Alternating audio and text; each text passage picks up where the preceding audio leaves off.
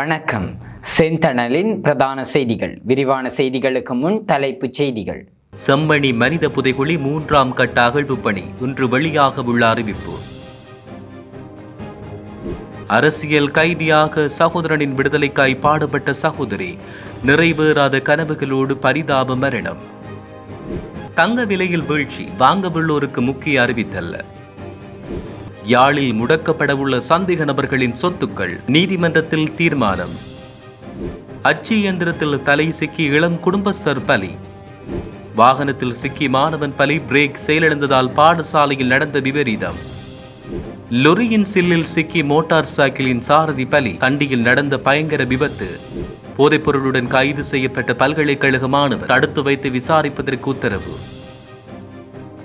பாரியளவு போதைப்பொருள் துப்பாக்கிகளுடன் 2 படகுகள் மீட்பு.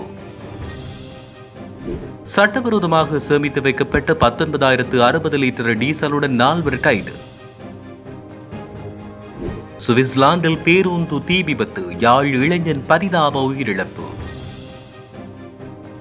ஒரே இரவில் $100 விலை வரம்பை தாண்டிய கச்சா எண்ணெய் விலை. ஈரானின் தாக்குதல்களை கண்டித்துள்ள ஐநா பாதுகாப்பு கூட்டத்தில் தீர்மானம். அமைதி காத்த சீனா ரஷ்யா. கலிபோர்னியா இலக்குகள் மீது ஈரான் பழிவாங்க வாய்ப்பு. FBI விடுத்த எச்சரிக்கை. 18 ட்ரோன்களை சுட்டு வீழ்த்தியுள்ள சவுதி பாதுகாப்பு அமைச்சு தகவல். தொடர்வன விரிவான செய்திகள். யாழ்ப்பாணம் செம்மணி மனித புதைகுழி வழக்கின் 3ஆம் கட்ட அகழ்வு பணிக்கான தேதி குறித்து இன்று அறிவிக்கப்பட உள்ளது.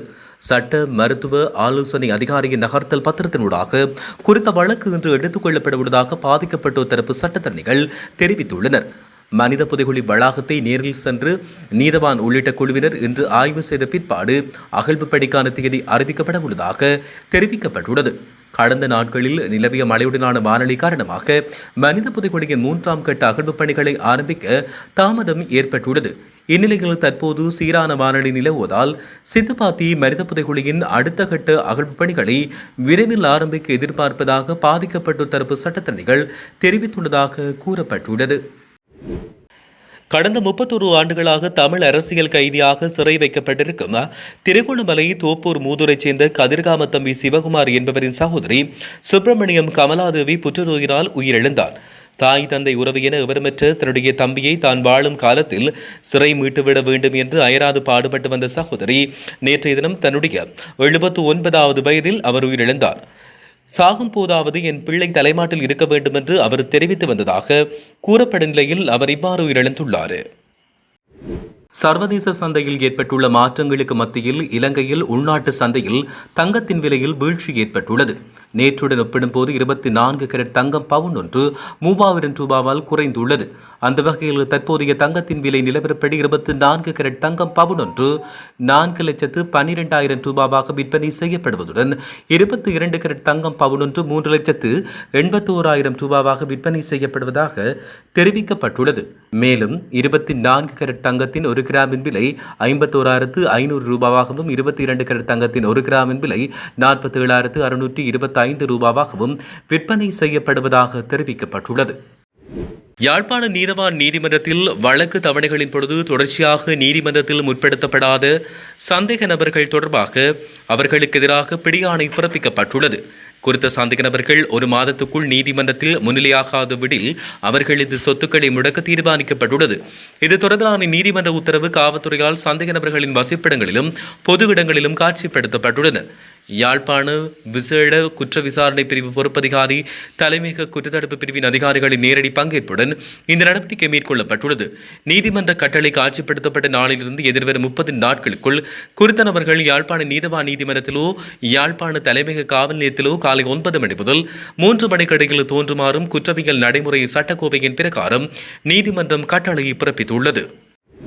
பிலியந்தலை கொரக்கப்பேட்டிய பகுதியில் உள்ள தனியார் அச்சு நிறுவனம் ஒன்றில் பணியாற்றி வந்த இளம் குடும்பஸ்தர் ஒருவர் அச்சு இயந்திரத்தில் தலை சிக்கி நேற்று உயிரிழந்தார். தெனியாய மல்லேகம பகுதியைச் சேர்ந்த 27 வயதான மிலிந்த மதுசங்க விஜயசிங்க என்ற திருமணமான குடும்பஸ்தரே இவ்வாறு உயிரிழந்தார். உயிரிழந்தவரின் மனைவியும் அதே அச்சு நிறுவனத்தில் பணியாற்றி வருகிறார். சம்பவத்தன்று உயிரிழந்த குடும்பஸ்தர் மற்றொரு ஊழியருடன் இணைந்து இயந்திரத்தின் தினசரி பணிகளில் ஈடுபட்டு வந்தார். இதன்போது இயந்திரத்தில் ஏற்பட்ட கோளாறு ஒன்றை சரிபார்க்க மற்ற ஊழியர் இயந்திரத்துக்குள் தலையை நுழைத்த போது உயிரிழந்த குடும்பஸ்தரும் இயந்திரத்தின் மறுபுறமாக தலையை நுழைத்தார். அவர் தலையை நுழைத்த அதேவேளை அச்சு இயந்திரம் தானாக இயங்க தொடங்கியது. இதன்போது தலை இயந்திரத்துக்குள் சிக்கிக் கொண்டது. படுகாயமடைந்து இரத்த வெள்ளத்தில் கிடந்த அவரை ஏனைய ஊழியர்கள் உடனடியாக மீட்டு கோமாகம ஆதார மருத்துவமனையில் அனுமதித்த போதிலும் அவர் சிகிச்சை பலனின்றி உயிரிழந்தார். கோமாகம மரண விசாரணை அதிகாரி சிந்தக்க உதயகுமார் சம்பவ இடத்துக்கு வருகை தந்து ஆரம்பகட்ட விசாரணைகளை மேற்கொண்டு வருவதாக தெரிவிக்கப்பட்டுள்ளமையும் குறிப்பிடத்தக்கது. கண்டி மக்கியாவ பகுதியில் அமைந்துள்ள சர்வதேச பாடசாலை ஒன்றின் பணிப்பாளர் சபை உறுப்பினர் ஒருவரின் வாகனத்தில் சிக்கி அதே பாடசாலையில் கல்வி பயிலும் 7 வயது சிறுவன் உயிரிழந்தார். இந்த விபத்து இன்று காலை 11:30 மணிக்கு இடம்பெற்றது. இந்த பணிப்பாளர் தன்னுடைய வாகனத்தை நிறுத்திவிட்டு அதிலிருந்து இறங்கிச் சென்ற பின்னர் வாகனத்தின் பிரேக் பகுதியில் ஏற்பட்ட கோளாறு காரணமாக வாகனம் திடீரென்று நகரத் தொடங்கியது. இதன் பொழுது பாடசாலையில் நீர் அருந்திக் கொண்டிருந்த 2 மாணவர்கள் அந்த வாகனத்தில் சிக்கிக் கொண்டனர். வாகனத்தில் சிக்கிய 2 மாணவர்களில் ஒருவர் உயிரிழந்தார். காயமுற்ற மற்றைய மாணவன் தற்போது கண்டி வைத்தியசாலையில் சிகிச்சை பெற்று வருவதாக தெரிவிக்கப்பட்டுள்ளது. கண்டி கலகா டெல்துட பிரதான வீதியில் மோட்டார் சைக்கிள் ஒன்று லொரியின் செல்லில் சிக்கியதில் ஒருவர் உயிரிழந்தார். டெல்துட பிரதான வீதியில் உள்ள துஷார மல்சலா முன்பாக நேற்று மாலை இந்த விபத்து இடம்பெற்றுள்ளது. லொரியை முந்திச் செல்ல முயன்ற போது மோட்டார் சைக்கிள் சமநிலை இழந்து லொரியின் அருகே விழுந்ததாக தெரிவிக்கப்பட்டுள்ளது. பின்னர் லொரியின் பின்புற சக்கரத்தில் சிக்கியதால் அவர் படுகாயமடைந்துள்ளார். படுகாயமடைந்த நபர் கலகா பிரதேச வைத்தியசாலையில் அனுமதிக்கப்பட்ட நிலையில் அவர் சிகிச்சை பலனின்றி உயிரிழந்தார். உயிரிழந்தவர் கண்டி மகனுவாறு பகுதியைச் சேர்ந்த 36 வயதுடையவர் என்று போலீசார் தெரிவிக்கின்றனர். கண்டி பேராதனை பகுதியில் காஷிஷ் மற்றும் குஷ்ரக போதைப் பொருட்களுடன் பல்கலைக்கழக மாணவன் ஒருவர் கைது செய்யப்பட்டார்.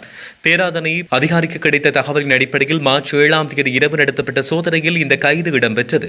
சந்தேக நபரிடமிருந்து 85 கிராம் 260 மில்லிகிராம் காஷிஷ் மற்றும் 11 கிராம் 210 மில்லிகிராம் குஷ்ரக போதைப் பொருள் மீட்கப்பட்டது. சந்தேக நபர் கோகந்தரவைச் சேர்ந்த 23 வயதுடையவர் என்று தெரிவிக்கப்பட்டுள்ளமை குறிப்பிடத்தக்கது. நாட்டின் தெற்கு கடற்பரப்பில் போதைப் பொருட்களுடன் கைப்பற்றப்பட்ட 2 மீன்பிடி படகுகளுடன் திக்கோவட்ட மீன்பிடி துறைமுகத்துக்கு கொண்டு வரப்பட்டன. குறித்த படகுகளில் சுமார் 600க்கும் அதிகமான போதைப் பொருட்கள் மற்றும் ஆயுதங்கள் காணப்பட்டுள்ளன. அதன்படி T-56 ரக துப்பாக்கிகள், 2 பிஸ்டல் ரக துப்பாக்கிகள், 8 மற்றும் M16 2 துப்பாக்கிகள் உள்ளிட்ட ஆயுதங்கள் மீட்கப்பட்டன. இதன்போது 9 சந்தேக நபர்கள் கைது செய்யப்பட்டுள்ளதாக தெரிவிக்கப்படுகின்றமையும் குறிப்பிடத்தக்கது. சட்டவிரோதமான முறையில் 19,060 லிட்டர் டீசலை சேகரித்து வைத்திருந்த 4 சந்தேக நபர்கள் குற்றப்புலனாய்வு பணிகத்தால் கைது செய்யப்பட்டுள்ளனர். குற்றப்புலனாய்வு பணிகத்துக்கு கிடைத்த தகவலுக்கு அமைவாக நேற்று மாலை உத்தியோகத்தர்கள் குழுவொன்றால் பேகம பகுதியில் சோதனை இடம்பெற்றது. இதன்போது சட்டவிரோதமான முறையில் சேகரித்து வைக்கப்பட்ட 19,060 லிட்டர் டீசல் அடங்கிய 2 பவுசர் வாகனங்களுடன் 4 சந்தேக நபர்கள் கைது செய்யப்பட்டு பேகம போலீஸ் நிலையத்தில் ஒப்படைக்கப்பட்டுள்ளனர். வாகனத்தில் இருந்து எரிபொருளை பெறுவதற்கு பயன்படுத்தப்பட்ட மோட்டார் பொருத்தப்பட்ட 2 குழாய்கள், 16 இரும்பு பீப்பாய்கள் மற்றும் 3,81,000 ரூபாய் பணம் என்பன போலீசாரால் மீட்கப்பட்டுள்ளதாக தெரிய வருகிறது. சுவிட்சர்லாந்தில் பேருந்தில் தீப்பரவி ஏற்பட்ட விபத்தில் இலங்கையை பூர்வீகமாக கொண்ட இளைஞன் ஒருவர் உயிரிழந்ததாக தகவல் தெரிவிக்கப்பட்டுள்ளது. சுவிஸ் தலைநகர் பெர்லினில் இருந்து சுமார் 20 கிலோமீட்டர் தொலைவில் உள்ள ஃப்ரியோபேக்கின் மேற்கு வலயத்தில் சுமார் 5000 மக்கள் வசிக்கும் கெர்சலின் மையத்திற்கு அருகிலுள்ள வீதியில் இடம்பெற்ற 6 பேர் உயிரிழந்ததோடு 5 பேர் காயமடைந்ததாக தெரிவிக்கப்பட்டுள்ளது. உயிரிழந்த 6 பேரில் யாழ்ப்பாணம் இணுவில் பகுதியை பூர்வீகமாக கொண்ட 30 வயதான தினேஷ் என்ற இளைஞனும் உள்ளடங்கியதாக தெரிவிக்கப்படுகின்றமையும் குறிப்பிடத்தக்கது. இந்த நிலையில் விபத்தில் உயிரிழந்தவர்களுக்கு சுவிட்சர்லாந்து ஜனாதிபதி இறுதி அஞ்சலி செலுத்தியுள்ளதாக சர்வதேச ஊடகங்கள் செய்தி வெளியிட்டுள்ளதாக கூறப்படுகிறது. இனி சர்வதேச செய்திகள். அமெரிக்கா மற்றும் இஸ்ரேலின் ஈரானுடனான போர் உலகளாவிய எரிபொருள் விநியோகத்தில் தாக்கத்தை ஏற்படுத்தியுள்ளது. இந்நிலையில் எண்ணெய் விலைகள் 4 ஆண்டுகளில் இல்லாத அளவு உயர்வடைந்துள்ளன. இதன்படி தொடர்ந்து 3வது நாட்களுக்கு பிறகு இரவில் மீண்டும் பீப்பாக்கி $100 விலை வரம்பை தாண்டியுள்ளது. சர்வதேச எரிசக்தி அமைப்பின் உறுப்பு நாடுகள் நேற்று ஒருமனதாக 400 மில்லியன் பீப்பாய்கள் எண்ணெயை உலக சந்தையில் வெளியிடுவதற்கு ஒப்புக்கொண்ட போதிலும் இந்த அதிகரிப்பு ஏற்பட்டுள்ளதாக தெரிய வருகிறது. உலகளாவிய எண்ணெய் அளவுகோலான பிரெஞ்சு கச்சா எண்ணெய் நேற்று ஒரு பீப்பாய்க்கு $100 விலை வரம்பை கொண்டிருந்ததாக தெரிவிக்கப்பட்டுள்ளமை குறிப்பிடத்தக்கது. வளைகுடா நாடுகள் மற்றும் யோர்தான் மீதான ஈரானின் தாக்குதல்களை கண்டித்து குறிப்பாக ஈரான் உடனடியாக விரோத போக்கை நிறுத்த வேண்டும் என்று ஐக்கிய நாடுகள் பாதுகாப்பு அமைப்பு வரைவு தீர்மானம் ஒன்றை நிறைவேற்றியுள்ளது. வளைகுடா ஒத்துழைப்பு அமைப்பு ஆதரித்த தீர்மானத்திற்கும் 135 பிற ஐநா உறுப்பு நாடுகளால் இணை அனுசரணை வழங்கப்பட்ட தீர்மானத்திற்கு ஆதரவாக ஐக்கிய நாடுகள் பாதுகாப்பு அமைப்பின் 15 உறுப்பினர்களில் 13 பேர் வாக்களித்துள்ளனர். வரைவுக்கு எதிராக எந்த நாடுகளும் வாக்களிக்கவில்லை. சீனாவும் ரஷ்யாவும் இதில் வாக்களிக்கவில்லை. குறிப்பாக இந்த தீர்மானத்தை தடுக்க தங்கள் வீட்டோ அதிகாரத்தை பயன்படுத்த வேண்டாம் என முடிவு செய்துள்ளதாக சர்வதேச ஊடகங்கள் செய்தி வெளியிட்டுள்ளன. அமெரிக்கா ஈரானை தாக்கினால் பதிலடி நடவடிக்கையாக கலிபோர்னியாவில் திடீர் ட்ரோன் தாக்குதல் நடத்த ஈரான் முயற்சிக்கக்கூடும் என்று அமெரிக்க சட்டசபை தெரிவித்துள்ளதாக கூறப்படுகிறது. குறிப்பாக அமெரிக்க சட்ட நடைமுறைப்படுத்தல் அமைப்புகளுக்கு கடந்த மாதம் எச்சரிக்கை விடுத்ததாக தெரிய வந்துள்ளது. பிப்ரவரி 28 ஈரான் மீதான பாரிய அமெரிக்க மற்றும் இஸ்ரேலிய குண்டுவீச்சுகளுடன் தொடங்கிய போரானது அதன் 12வது நாளை எட்டியுள்ள நிலையில் பல நிறுவனங்களை உள்ளடக்கிய லாஸ் ஏஞ்சல் கூட்டு பிராந்திய புலனாய்வு மையம் மூலம் FBI வெளியிட்ட ரகசிய எச்சரிக்கையை புதன்கிழமை பகிரங்கமாக வெளியிட்டது. வான்வெளி தாக்குதல்களில் ஈரானின் உச்ச தலைவரும் பிற உயர் அதிகாரிகளும் கொல்லப்பட்டுள்ள நிலையில் இஸ்ரேல் மற்றும் அமெரிக்க ராணுவ நிருபர்களை நடத்தும் பல வளைகுடா நாடுகளுக்கு எதிராக ஈரான் ஏவுகணை மற்றும் ட்ரோன் தாக்குதல் மூலம் பதிலடி கொடுத்துள்ளதாக தெரிவிக்கப்பட்டுள்ளமையும் குறிப்பிடத்தக்கது. மத்திய கிழக்கில் போர் பதற்றம் அதிகரித்து வரும் நிலையில் சவுதி அரேபியாவின் கிழக்கு பிராந்தியத்தில் 18 ஆளில்லா வானூர்திகள் சுட்டு வீழ்த்தப்பட்டதாக அந்த நாட்டின் பாதுகாப்பு அமைச்சு தெரிவித்துள்ளது.